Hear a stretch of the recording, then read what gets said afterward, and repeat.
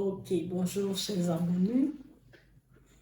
Je reviens maintenant sur un sujet très très compliqué, un sujet qui est vraiment tabou, mais qui est très important pour la vie de nos futures jeunes filles. Les dangers de l'avortement, c'est très grave. C'est très très grave dans notre société parce que chaque jour, on vit ça au quotidien. J'avais dit dans mes précédentes vidéos où la maman doit causer avec sa fille, doit être l'amie de sa fille. Parce que quand une maman est l'amie de sa fille, elle ne peut rien lui cacher. Les gens vont dire, ah, tu vas me prendre, moi j'étais la copine de ma grand-mère. La copine de ma grand-mère, on m'appelait la dernière née. Parce qu'avec elle, je me sentais un peu libre là. Je lui posais des questions et parfois quand elle voulait peut-être, parce qu'elle était le style qui aidait les gens avec des remèdes naturels et elle faisait accoucher, c'était une accoucheuse traditionnelle.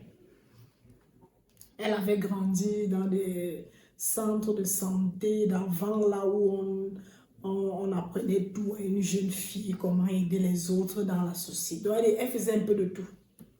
Et bon, quand je voyais, parce que je voyais toujours cette approche-là. Quand une femme vient là, ah maman, vraiment, elle dit, tu viens d'amour voir pourquoi? Elle dit, non. Est-ce que tu as commencé à causer avec tes filles? Il faut causer avec elles parce que la vie qui arrive là, ça ne serait plus la même vie que nous menons aujourd'hui. Et je n'arrivais pas à comprendre ces termes-là. C'est de nos jours que je comprends. Il faut être l'ami de sa fille. Et maintenant, l'avortement, que nos jeunes filles arrêtent un peu ça. Si on les avait avortées, est-ce qu'elles seront en vie aujourd'hui?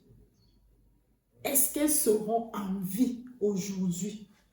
Parce que quand tu te fais avorter, tu ne connais même pas d'abord ton groupe sanguin. Est-ce que tu es O-, tu es O+, tu es A, tu es B, tu es B-, tu es B. Tous ces groupes sanguins-là, tu ne connais pas. Mais tu t'amènes, tu t'hasardes dans un chemin que tu ne connais pas. Après, les conséquences d'après. Parce que si, par exemple, tu avortes maintenant, oui, ça se passe bien. Quand tu viens à l'hôpital, que non, la mère ne doit pas être au courant, tu as tes petits njaraba dans tes poches là, comme vous appelez souvent les petits sous, tu viens, ok.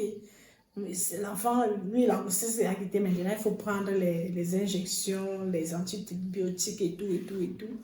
Tu viens, ouais, tu viens voir ton médecin qui ne va pas te laisser repartir comme ça. Oui, il va te soulager, il va te donner les antibiotiques, mais après, les conséquences d'après, quand tu trouves dans un bon mari, on vient nous donner les porcs comme on dit souvent. Tout est clair. On fait les youyou, on danse même, on a les habits. Après ça, un an, 2 ans, 3 ans, 4 ans, tu commences même à faire des problèmes au gars de tuer, à l'enfant de tuer. Ah, il faut qu'on parte à l'hôpital. Ne sachant pas que tu avais commis l'avortement qui te coûte maintenant cher de nos jours. Parce que c'est en ce moment qu'on dit non, comme tu es venu me douter là, il faut qu'on aille à l'hôpital. Tu commences à frustrer le gars de tuer et il se dit, ah, est-ce que c'est moi? Est-ce que vous faites des bilans? Tout est normal. Mais pourquoi tu n'accouches pas? Au lieu même de dire à ton gars, comme tu vois là, quand j'étais dans mes 16 ans là, dans mes 18 ans, dans mes 17 ans, j'étais pleine de vie. J'étais franchement pleine de vie. J'ai avorté. Non, ça reste dans ton cœur. Toi avec Dieu, j'avais demandé pardon à Dieu, donc le reste là. À ta propre mère même, tu mens. Tu ne lui dis pas la vérité. Que les jeunes filles arrêtent un peu ça. Et en plus, tu viens même de commettre l'avortement. Tu n'attends même pas une semaine. C'est on te voit déjà encore aller chez un gars à gauche, chez un gars à droite, parce que tu cherches l'argent. Je dis que nos jeunes filles nous arrêtent ça. Qu'elles nous arrêtent franchement ce genre de choses. Ce n'est pas digne de nous, ce n'est pas digne. Vous êtes en train de salir l'image d'une jeune, de l'image de la femme en général quand vous faites de ces bêtises-là. Parce que quand tu avortes, il faut toujours se rassurer avant de commettre un tel crime. Est-ce que réellement, si j'enlève cet enfant, c'est mon dernier, c'est mon premier, est-ce que je n'aurais plus? Il faut toujours un peu encore entrer en intimité avec Dieu et se poser des questions. Seigneur, est-ce que c'est mon dernier? Est-ce que? On doit toujours se rassurer. Arrêtez-nous un peu ça. Et cessez de frustrer les enfants des gens. Notre jeunesse, et cessez de frustrer les gens. Quand toi-même tu sais que non, j'ai commis l'avortement là. L'avortement que je vais faire ici. Voilà tel danger. Voilà ceci. Voilà cela. Est-ce que réellement je vais encore accoucher? Je sais pourquoi les gens vont dire, moi j'étais d'abord tellement, moi je vais me dire quand j'avais conçu, hein, moi je n'étais pas dans ma classe, on se disait, oh, mais les gars, ils avaient constaté que non, je devenais de plus en plus ronde. On me demandait que pourquoi tu es ronde? J'ai camouflé. Ma mère me regardait et disait que comme elle est même trop blanche là, elle est blanche comme les blancs de mer. Tu vas déjà prendre l'avion. Je riais, je souriais seulement. Mais elle se rendait compte que je prenais du volume. Mes formes sortaient de tout. Elle disait, hey. Entre-temps, elle me voit, je ne suis pas fatiguée, mais le ventre ne sortait pas. Elle dit, ok, comme on avait un médecin de la famille, elle me dit, ok, comme tu vois là, il faut qu'on aille voir le docteur. J'ai commencé à rire. Je lui ai dit, pour aller faire quoi? Ah, parce que je constate, je lui ai dit, ok, maman, je suis enceinte, comme tu constates là. Ah, donc tu n'as pas fait comme les autres filles. Je dis que je fais ça pourquoi? Si c'est mon dernier, c'est mon premier, c'est mon dernier enfant que le Seigneur me donne, je fais comment? Je garde. Ça veut dire que tu vas composer. Je lui dis que je vais composer et je vais accoucher dans de très bonnes termes. Elle dit, ok, si c'est ton dernier mois, c'est même déjà combien? Elle avait constaté que j'étais au 6e mois. Au 6e mois. Donc, nos jeunes filles arrêtent un peu ça. Parce que parfois, même quand tu avortes, quand ça se passe mal, c'est parfois on dit non. Il faut enlever le col de l'utérus. Maman, tu es venue avec tous tes organes. Et maintenant, on commence à enlever des parties qui vont d'abord aller au sol. Mais toi-même, tu restes en vie. Est-ce que c'est normal? Parfois, on dit que non. Il y a côté gauche du trompe, le trompe gauche a été touché. Il faut enlever. Pourquoi? Parce que ça a mal tourné. Et quand ça a mal tourné, est-ce que tu es sûr que le côté droit qui reste là, ça va réellement te produire les ovaires comme ça doit produire pour pouvoir accoucher dans le futur? Tu ne connais pas. C'est quand on arrive à l'hôpital qu'on constate. Je me rappelle encore, parce que j'ai de ces histoires. Je ne sais pas là où je partais, je trouve une jeune fille, elle est partie. Que nos médecins, que nos infirmiers, que nos docteurs arrêtent de faire les avortements à nos jeunes filles, franchement. Parce que quand vous faites ça, vous les encouragez à demeurer dans cette vie-là.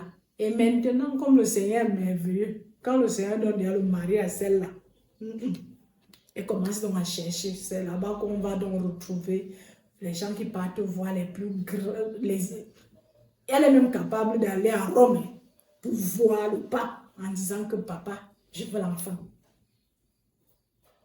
Qu'on nous arrête ça, arrêtez de les faire avorter. Et moi, je condamne même, je suis en train de condamner ce qu'on a dit. Il y a un pays là qui a déjà légalisé l'avortement. Et c'est ça, parce que comme elles tapent dans leur téléphone là, un tel pays a déjà légalisé l'avortement. Pourquoi on ne légalise pas ça ici au Cameroun? Maman, on légalise. Quand tu vas commencer à faire ça, 1, 2, 3, 4, j'ai toujours les histoires. J'étais partie à la prière quelque part,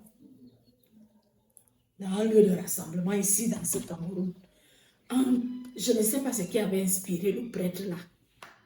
Il dit que chacun vient se confesser. Apparemment, une jeune fille, elle s'est levée, elle est partie. jusqu'à dire au prêtre que j'ai déjà fait 15 avortements. Le prêtre lui dit, il était dépassé. Lui-même, il a cessé là. Il a cessé de faire la confession. Les gens disent que, mais, il regardait la jeune fille comme ça. Et je te dis, l'homélie que le prêtre avait fait dans cette séance de prière était l'homélie de la fille là. En disant que chacun allume les bougies, le nombre d'enfants, et chacun nomme le nombre d'enfants que tu as déjà eu à avorter. Si c'est 18, tu mets 18 bougies et tu donnes les noms pour que le Seigneur, puisque ce sont les anges. Et il fallait voir ça, avait stigmatisé les gens. C'est parce que il n'avait pas fait ça, parce que j'avais dit à ma petite soeur, j'avais dit à ma petite soeur que le prêtre n'a pas fait ça serment.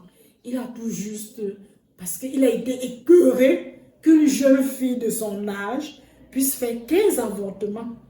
Imaginez 15. Maman, tu veux quoi? Mais maintenant, elle vient chercher le mariage. Tu es même sûr, si maintenant, peut-être parmi les 15, il y avait même le père de ton enfant, il y avait ton mari dedans, que dès que toi, tu lui disais seulement que papa, je suis enceinte, ça passait. Et il fallait donc voir le jour-là, chacun se regardait. Je disais que non, c'est très normal parce que imagine que tu pas dit à une quelconque personne que j'ai déjà fait 15 avortements. 15!